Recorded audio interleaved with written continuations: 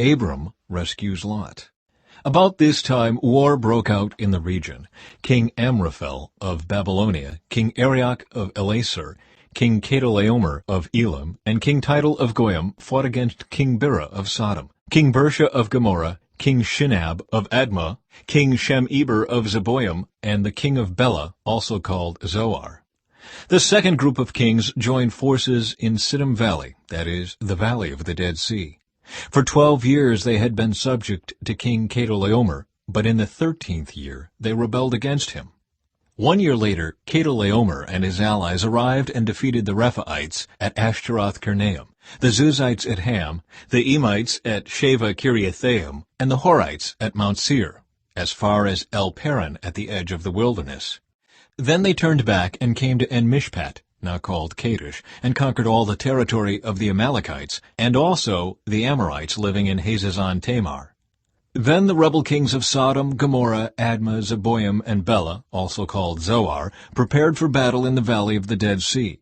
They fought against King Chedorlaomer of Elam, King Tidal of Goyim, King Amraphel of Babylonia, and King Arioch of Elasar, 4 kings against 5.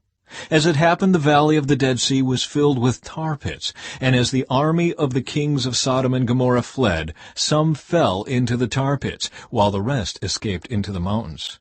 The victorious invaders then plundered Sodom and Gomorrah and headed for home, taking with them all the spoils of war and the food supplies. They also captured Lot, Abram's nephew, who lived in Sodom, and carried off everything he owned. But one of Lot's men escaped and reported everything to Abram the Hebrew, who was living near the oak grove belonging to Mamre the Amorite. Mamre and his relatives Eshcol and Aner were Abram's allies.